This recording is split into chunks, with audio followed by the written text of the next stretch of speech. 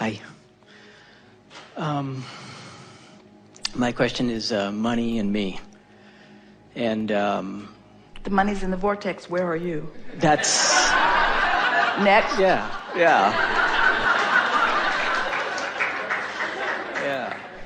Well, that's the question. I feel... Well, you see, here's the thing. The vortex is... So what's this screwy vortex anyway? It's where the money is, right?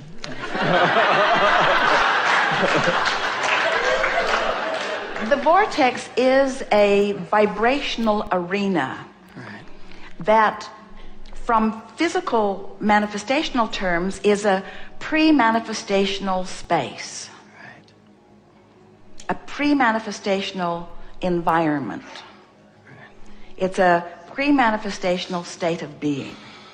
And we think that the only thing that, or the primary thing that hinders our physical friends who are contemplating this vortex is that they are accustomed to seeing it and then believing it. So if they don't see it, they don't believe it, because they haven't learned about vibrational essences of things. They don't yet understand that before something manifests, that there is a vibrational essence of it.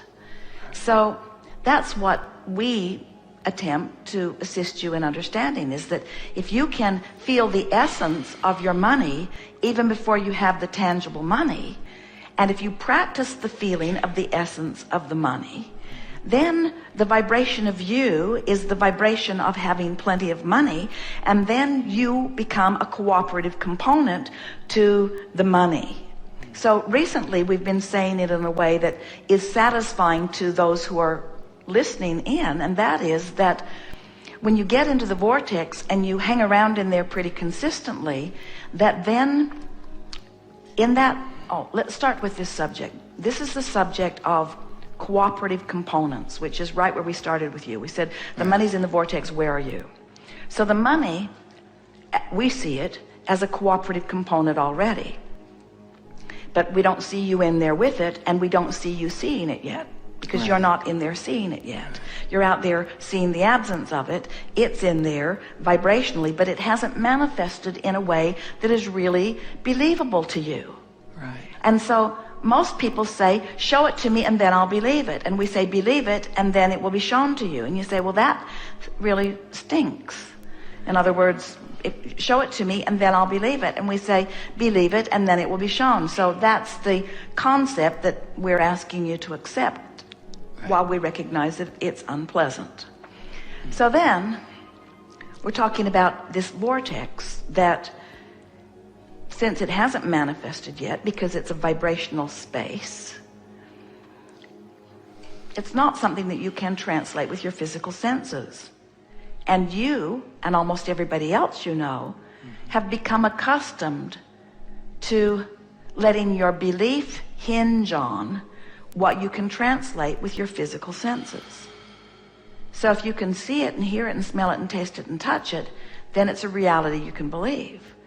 But if you can't see it and hear it and smell it and taste it and touch it, then it's not yet a reality that you believe.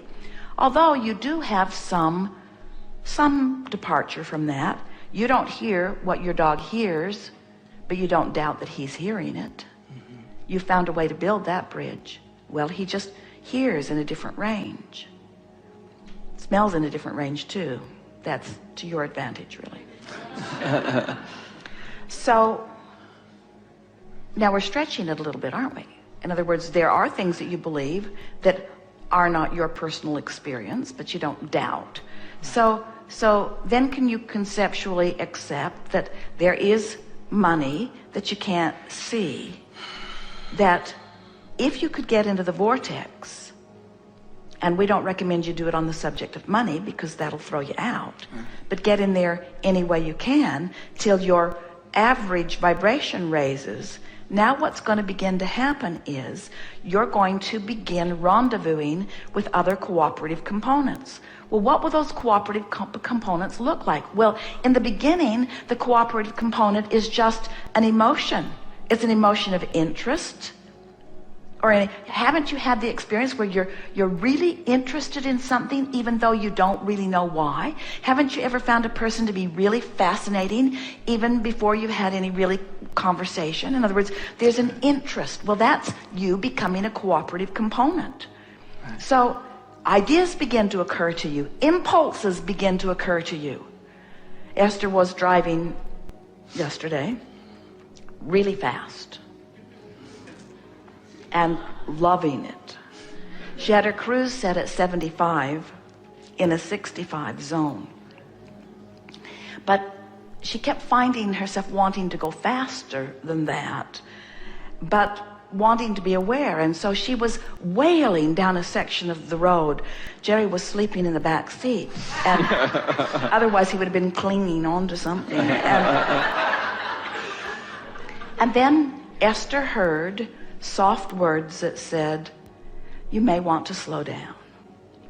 Only time she heard those words all day. She slowed down, and when she came right around the corner, there was a policeman with his radar. And Esther thought, ooh, being in the vortex is so cool.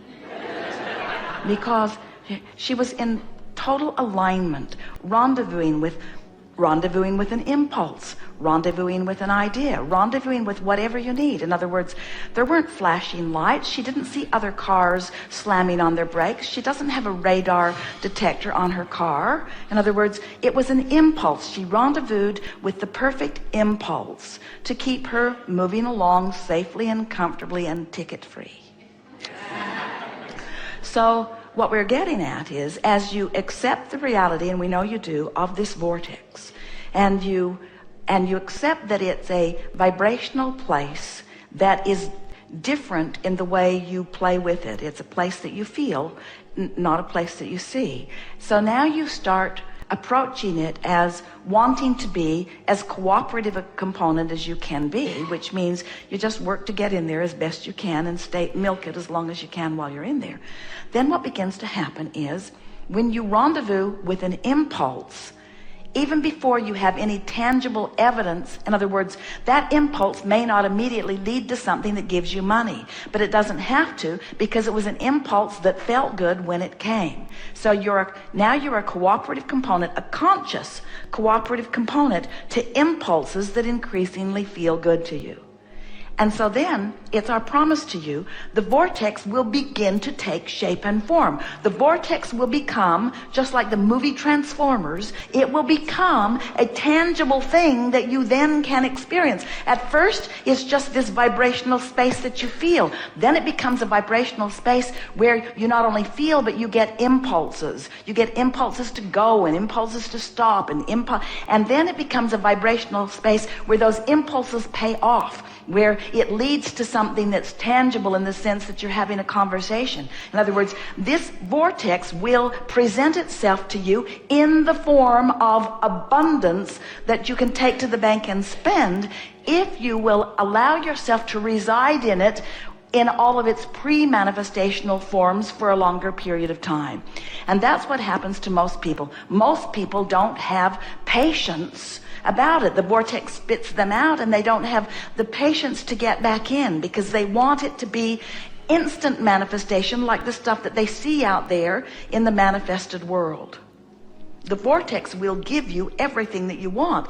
You just have to be willing to let it be an emotional experience first. And that's what people in religion and otherwise have been calling faith for a long time. Maintaining the vibration that feels good. Doesn't faith feel good? Doesn't faith feel like expectation? And isn't faith sweet and delicious while doubt is icky and harsh? So it's a matter of letting the vortex feel good to you for a long enough period of time that it can prove to you the cooperative components that have already been gathered.